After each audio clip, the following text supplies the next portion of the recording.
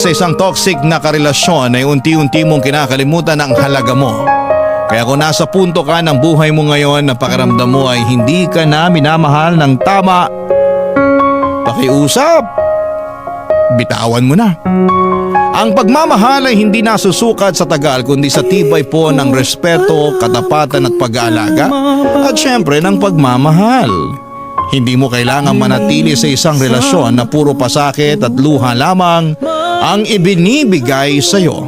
Dahil ang tunay na pagmamahal ay hindi ka winawasak, inaangat ka at pinoprotektahan ka dapat at pinaparamdam sa iyong sapat ka. Kaya kung nasasaktan ka na, panahon na para piliin mo naman ang sarili mo. And again, sa lahat po ng mga nakakaranas ng ganitong klase ng pakikipagrelasyon, piliin po natin ang ating sarili sa bawat araw at bigyan po natin ng halaga ang ating dignidad. Bigyan po natin ng pag-aalaga ang ating puso na wag po nating hayaan na masaktan po tayo ng mga mapang-abuso at mga obsess na mga karelasyon.